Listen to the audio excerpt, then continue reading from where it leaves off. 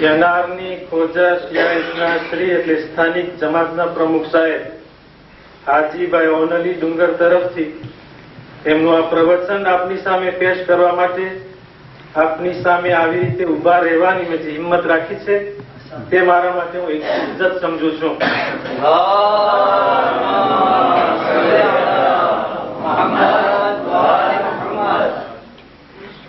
સર્વે મોહતરમ મૌલાના સાહેબો, ટેરિટોરિયલ કાઉન્સિલના માનનીય સંચાલકો, સર્વે માનવંતા મહેમાનો, વહાલા માવિત્રો, ભાઈઓ બહેનો તેમજ બચ્ચાઓ, અસ્સલામુ અલૈકુમ. બિસ્મિલ્લાહિર રહમાનિર રહીમ. અલ્લાહના પવિત્ર નામથી હું શરૂ કરું છું કે જે પરમ કૃપાળુ અને મહાન દયાળુ છે. તેમજ દુરૂદ સલામો હઝરત આપણા ચારદા માસુમીન અલૈહિસ્સલામ ઉપર કે જેમના બરકતવંત વસીલાથી આપણને આજનો મુબારક પ્રસંગ ભાગ્ય થયું છે. અમારું ભાવ ભીનું આમંત્રણને સત્કારી દરેક કોઈ પોતાનો અમૂલ્ય સમય છોડી આજના મસ્જિદ ઇમામવાડાના ઉદ્ઘાટન વિધિમાં બહોળા પ્રમાણમાં અને આનંદભેર હાજરી આપી ખુશીમાં અતિવૃદ્ધિ કરવા બદલ અમો સર્વેને હાર્દિક આભાર વ્યક્ત કરીએ છીએ. ખાસ કરીને ગામની વિવિધ આદરણીય જમાતોએ પોતાના સભ્યો મોકલી અમને જે માન બક્સ્યું છે, તેમજ સફરની બધી તકલીફો ઉઠાવી દૂરથી પધારેલા અમારા મોંઘેરા મહેમાનો, આપ સર્વેના અમે બેહદ એહસાનમંદ છીએ. અમને ખાતરી છે કે આપની ઇજ્જતની ફરજોની અદાયગી અમારા તરફથી સંપૂર્ણ રીતે થઈ શકશે નહીં, જે માટે આપ નામદારો પાસે અગાઉથી જ અમે અમારી ત્રુટિઓ બદલ ક્ષમાની ભીખ માંગીએ છીએ. માનવત હાજી મોહમ્મદભાઈ રજબ અલીની તરફ વલણ કરતા સહર્ષ હું અરજ કરીશ કે અમે તમારા ઉપકારના ભાર તળે દબાયેલા છીએ. આપ આ મકાનની ઉપર એક શાનદાર મસ્જિદનું ચણતર કરી તેનું ફક્ત સ્વરૂપ બદલી નાખ્યું નથી, પરંતુ અમારી પ્રાર્થના ઇબાદતના સવાબ એટલે પુણ્યમાં બહોળો વધારો કરી આપ્યો. કારણ કે બિલકુલ શંકાસ્પદ નથી કે ઘરે નમાઝ પડવા કરતા મસ્જિદમાં નમાઝ પડવી ઉત્તમ છે. એટલું જ નહીં, બલકે હઝરત પૈગંબર ઇસ્લામ સલ્લલ્લાહુ અલૈહિ વસલ્લમનું ત્યાં સુધી કથન છે,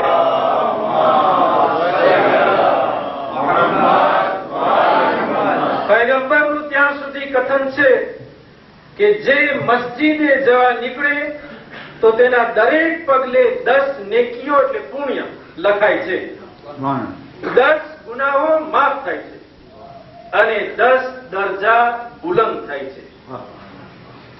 અલ્લામા ઇકબાલે સત્ય કહ્યું છે કે દિલ से जो बात निकलती है असर रखती है, और नहीं ताकते परवाज मगर रखती है. જે વાત દિલથી નીકળે છે તે જરૂર અસર ધરાવતી હોય છે. એને પાંખો નથી હોતી, છતાં ઉડવાની તાકાત રાખી છે.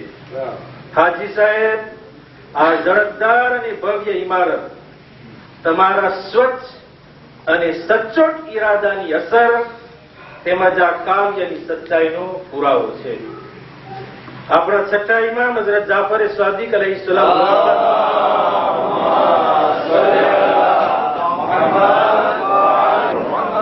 છઠ્ઠા ઇમામનું ફરમાન છે કે જે કોઈ દુનિયામાં એક મસ્જિદ બનાવરાવે તો અલ્લાહ તેના માટે જન્નતમાં એક આલીશાન મહેલ બંધાવશે.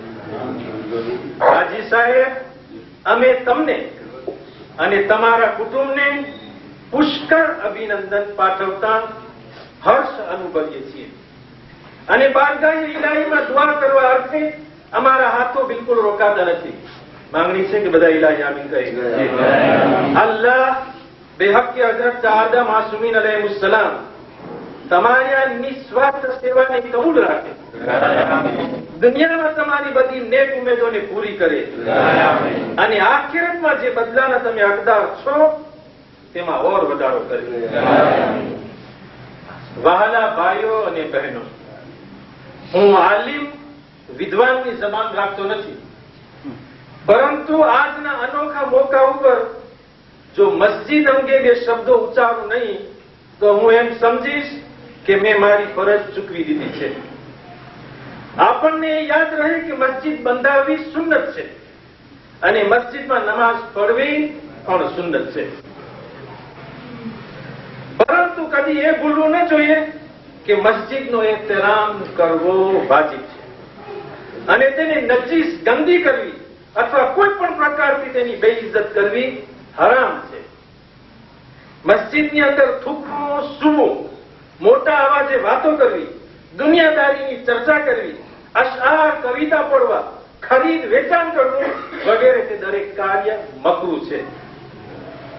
મસ્જિદ કહેતા બાદશાહોનો બાદશાહ, અલ્લાહના ઘરની શોભા તેમાં નથી કે તેને દુનિયાના બાદશાહોની મહેલોની જેમ સોનાથી શણગારવામાં આવે કે જે હરામ છે, પરંતુ તેની પ્રતિષ્ઠા તેમાં સમાયેલી છે કે તેની અંદર ખુદાની બંદગી નમાઝ અદા કરીને તેને આબાદ રાખવામાં આવે. સૂરે તૌબાની 18મી આયત સંબોધી રહી છે કે બેશક મસ્જિદને તો માત્ર એ જ લોકો આબાદ કરે છે કે જેઓ અલ્લાહ ઉપર અને કયામત ઉપર ઈમાન રાખે છે અને નમાઝ તથા ઝકાત અદા કરે છે અને અલ્લાહ ખુદા સિવાય બીજા કોઈથી ડરતા નથી. આપણા છઠ્ઠા ઇમામ હઝરત જાફર સાદિક અલૈહિસ્સલામ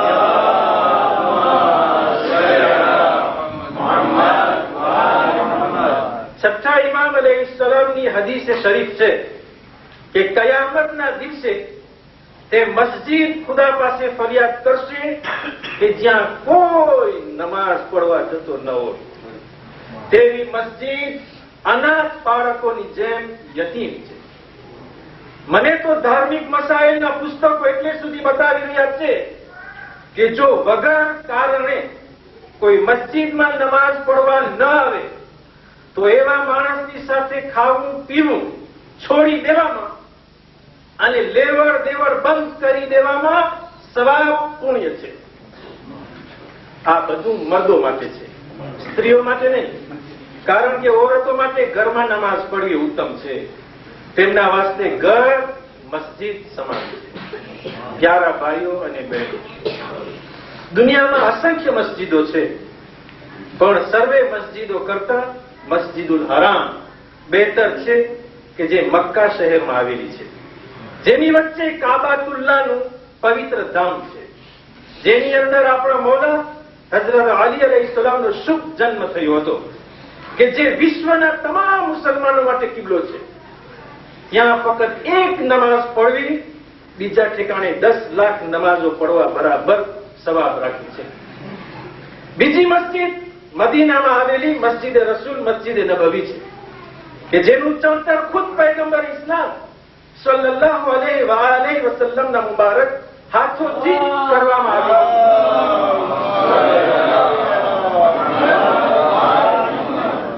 ત્રીજી મસ્જિદ અક્સા કે જે પેલેસ્ટાઈનમાં સ્થાન રાખે છે, જેની બનાવટ હઝરત દાઉદ નબીએ શરૂ કરી હતી અને હઝરત સુલેમાન પૈગંબરે તેને પૂર્ણ કરી. ચોથી મસ્જિદે કુફા કે જે ઘણી જૂની કહેવાય છે અને અસંખ્ય નબીઓએ તેમાં નમાઝો પડી છે. હઝરત અલી અમીરુલ મોમિનીન અલૈહિસ્સલામના બતાવવાથી અને હુકમથી આ મસ્જિદ પાછી બનાવવામાં આવી હતી. આ 4 મસ્જિદો સર્વેથી વધુ શ્રેષ્ઠ દરજ્જો ધરાવે છે.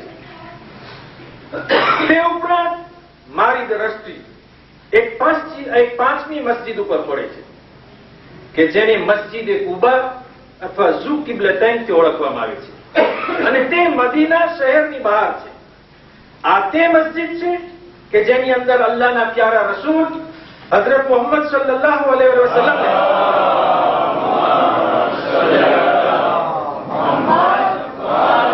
પૈગંબરને તે વખતે હવેથી ખાને કાબા તરફ મુખ કરીને નમાઝ પડવાનો હુકમ મળ્યો હતો.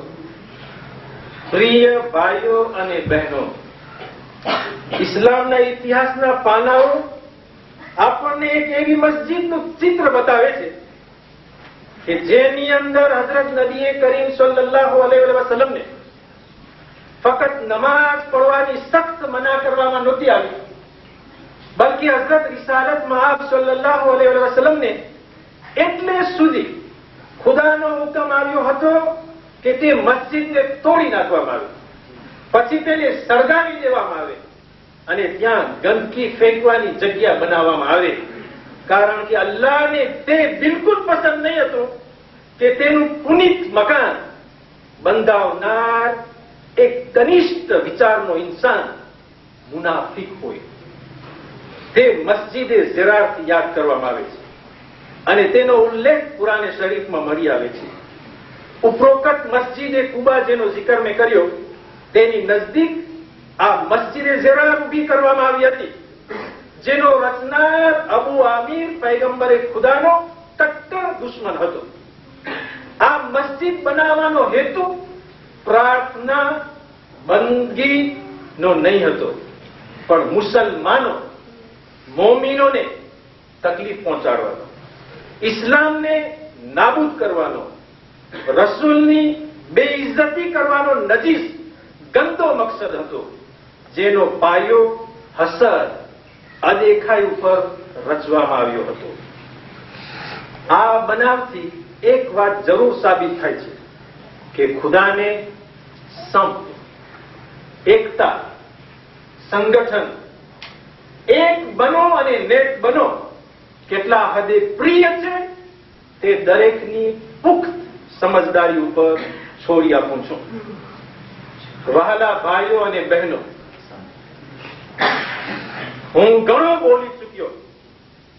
મેં તમને ધ્યાનથી સાંભળવાની ખૂબ તસ્તી આપી. મારા બીજા માવિત્રો ભાઈઓને પણ પ્રવચનો કરવાના છે. મારી જબાનને રોકવા અગાઉ એક વાત પાછી યાદ અપાવવી અસ્થાને નહીં ગણાય કે આજનો દિન ફક્ત ખુશાલીનો જ નથી, બલકે મુબારક, ભાગ્યશાળી અને ઇબાદતનો છે. કારણ કે આજનો તહેવાર ઈદ એ મુબાહેલાથી ઇસ્લામની અંદર ઓળખાય છે. માટે દરેકે દરેકને ફરી એકવાર હૃદયપૂર્વક આભાર દર્શાવી એક સામટી ઈદની મુબારકબાદીની ભેટ અર્પણ કરું છું અને માબૂદે હકીકીના દરબારની અંદર બાઅદબ દુઆ ગુજારું છું કે બેહક હઝરત પવિત્ર 14 હસ્તીઓના વાસ્તાથી તમો સર્વેને નેક, લાંબુ, તંદુરસ્ત, સુખી અને ખુશી આયુષ્ય અતા કરે, તેમજ આવી અનેક ઈદોની ખુશાલી જોવા ભાગ્યવાન બનાવે.